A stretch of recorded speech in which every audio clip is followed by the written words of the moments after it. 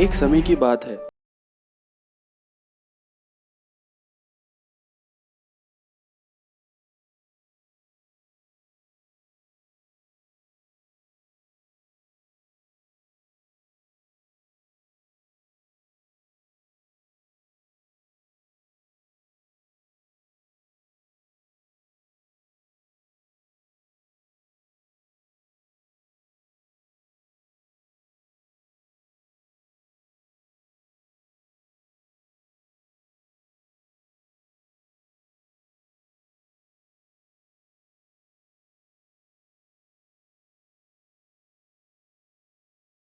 इसके पहले डिब्बे पहले स्क्वायर में 1 चावल, दूसरे में 2, तीसरे में 4 चावल और चौथे में 8 चावल के दाने।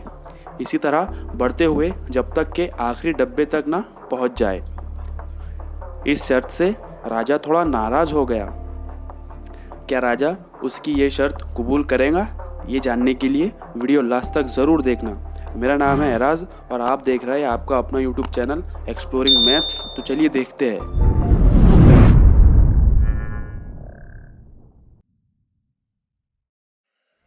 चलिए वापस चलते हैं अपने राजा और उसके मैथमेटिशियन के पास। राजा ने उसकी शर्त कबूल कर ली और उसकी शर्त के मुताबिक चावल बिछाना शुरू कर दिए गए। तो इस तरह पहले दिन उस चतुर मैथमेटिशियन को 1 चावल मिला, दूसरे दिन 2 चावल, तीसरे दिन 4। और राजा उस चतुर मैथमेटिशियन की इस बेवकूफ़ी को देखकर काफ़ी हैरान हुआ।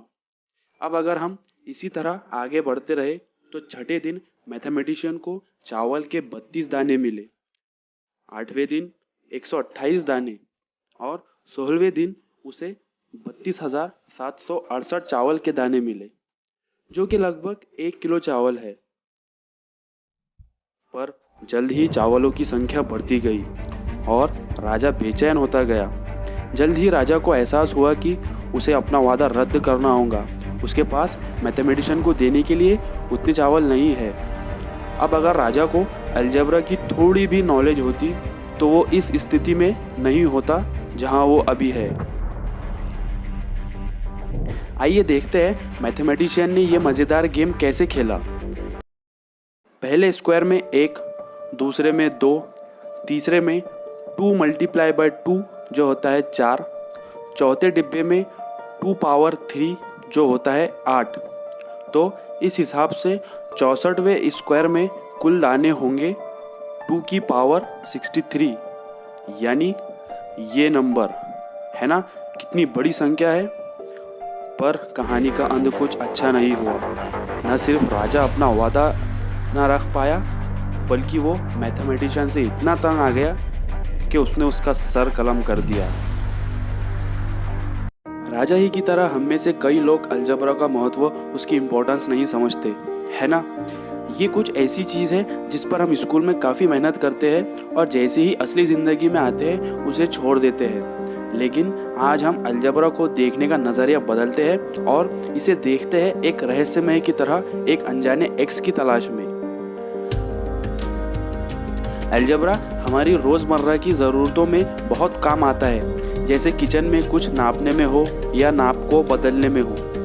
फिज़िक्स के कई कंसेप्ट सिर्फ अलजेब्रा को समझ के ही किए जा सकते हैं। मॉडर्न अलजेब्रा मैथ्स की हर ब्रांच में यूज़ किया जाता है। ये मैथ्स के लिए ऐसा है जैसे साइंस के लिए मैथ। अलजेब्रा के काफ़ी हिस्से की शुरुआत हुई मिडिल ईस्ट में, खासकर पर्शिया के एक इलाके से। और इस कहानी का सेंटर एक मैथमेटिशियन है। उनका नाम है मोहम्मद इब्न मूसा अल ख्वारिज़मी। उनका जन्म 780 ईस्वी में हुआ। पर्शिया के ख्वारिज़म में, जो आज के समय में उज़्बेकिस्तान का एक छोटा सा कस्बा है। उसके बाद वो बगदाद गए।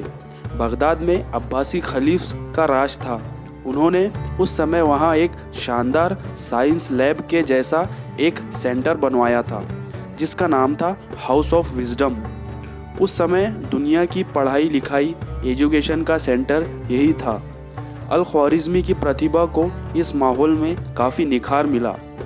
वो बहुत ही दिमागदार थे, जिसकी वजह से बाद में उन्हें हाउस ऑफ विजडम में लाइब्रेरियन का पद भी मिला। उन्होंने 825 ईस्वी में एक फेमस किताब लिखी जिसका नाम था अल किताब अल मुख्तसर फ़ी हिसाब अल जबर वल मुकाबला। अलजबरा ये इंग्लिश वर्ड का विकास भी पारसी शब्द अल जबर से हुआ।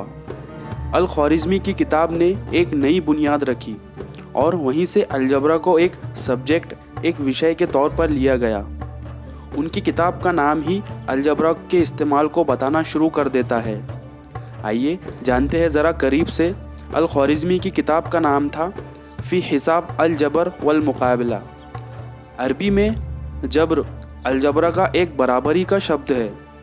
जब्र का मतलब होता है रिस्टोरिंग, मतलब किसी चीज़ को जमा करके रखना।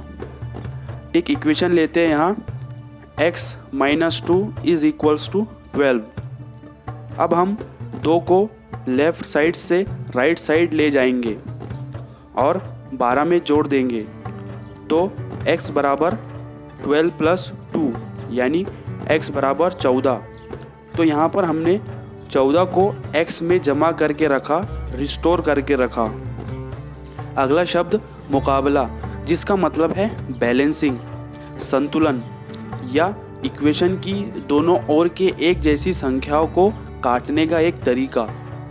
मुकाबला से हम x + y = y + 10, इससे हम x बराबर 10 रिज़ल्ट हासिल कर सकते हैं, दोनों तरफ की एक जैसे नंबर y को काटकर। इसी तरह हिसाब अल जबर वल मुकाबला में सिर्फ अल जबर रह गया और इस तरह के मैथ्स को कई भाषाओं में लोग अलजबरा कहने लगे। उस वक्त हिसाब अल जबर वल मुकाबला को बहुत सी भाषाओं में ट्रांसलेट किया गया और इंग्लिश में इसका नाम the book of restoration and balancing रखा गया। उसके बाद देखते हैं x कहाँ से आया। बचपन से हम कोई भी इक्वेशन हल करते हैं तो x ही क्यों लेते हैं, हमेशा इसकी कीमत निकालने में लगे होते हैं। x आज हमें मैथ्स की हर किताब, हर इक्वेशन में नज़र आता है। तो थोड़ा समय में पीछे चलते हैं और ये देखते हैं कि x कहाँ से आया। जब ख्वारिज़मी ने अरबी ज़बान में अलजबरा को लिखा तो उन्होंने कुछ वर्ड्स यूज़ किए। अरबी में एक वर्ड है शीन। इंग्लिश में अगर देखें तो इसे SH के ज़रिए हम प्रोनाउंस कर सकते हैं, श मतलब शीन। और शीन से एक वर्ड आता है शयून और इससे एक और वर्ड बनता है अशयून। और अशयून का मतलब होता है एक ऐसी चीज़ जिसका मतलब मालूम नहीं है, जिसे इंग्लिश में अननोन कहा जाता है। तो अशयून का मतलब एक ऐसी वेरिएबल जिसकी कीमत पता नहीं। अशयून वर्ड अरबी की किताबों में बहुत जगह यूज़ होता था। तो मैंने आपको यहाँ एक किताब का रेफरेंस दिखाया है, तो यहाँ मैंने ये वर्ड हाईलाइट किया है जिससे आपको अंदाज़ा हो जाएगा कि अरबी में ये कितना यूज़ होता था। वक्त के साथ साथ अल ख्वारिज़मी की किताब ट्रांसलेट होती गई, ग्रीक में, लैटिन में, स्पेनिश में। जब ये किताब स्पेनिश में ट्रांसलेट की गई तो एक बहुत बड़ी मुसीबत पेश आई। वो ये थी कि अशयून वर्ड का ट्रांसलेशन, क्योंकि स्पेनिश में शीन के लिए कोई वर्ड मौजूद नहीं था, श का प्रोनाउंसिएशन, तलफ़ुज़ मौजूद नहीं था। इस मुसीबत का हल निकाला गया ग्रीक वर्ड से एक वर्ड उधार लेकर जिसका तलफ़ुज़ है ख, सी के ख को लिखने के लिए हमने ग्रीक सिंबल इस्तेमाल किया काय। कुछ समय बाद स्पेनिश ज़ुबान से जब ये किताब ट्रांसलेट हुई लैटिन ज़ुबान में, उन्होंने ग्रीक सिंबल काय की शक्ल देखते हुए इसे एक्स से रिप्लेस कर दिया, क्योंकि एक्स काय से काफ़ी मिलता जुलता है। और लैटिन से यूरोप तक तमाम किताबें उसमें हमें एक्स नज़र आता है, जिसका मतलब एक ऐसा वेरिएबल है, एक ऐसी बदलती हुई चीज़ है जो हमें पता नहीं है, जिसकी कीमत हमें निकालनी है। अल ख्वारिज़मी ने क्वाड्रेटिक इक्वेशन को सॉल्व करने का भी एक तरीका निकाला था। आज हम जानते हैं कि हमारे पास जनरल क्वाड्रेटिक इक्वेशन जो कि सेकंड ऑर्डर की है, उसे क्वाड्रेटिक फार्मूले के साथ उसकी कीमत निकाल सकते हैं। हमारे पास यहाँ जनरल क्वाड्रेटिक इक्वेशन है ax² plus bx plus c is equals to 0, जो कि सेकेंड ऑर्डर है क्योंकि x की पावर यहाँ 2 है। इसका सॉल्यूशन निकालने के लिए हमें एक फॉर्मूला पता है जिसे फॉर्मूला मेथड कहते हैं। x is equals to minus B plus minus under root of b² minus 4ac divided by 2a, जिससे हम इस इक्वेशन का सॉल्यूशन निकाल सकते हैं, रूट्स फाइंड कर सकते हैं।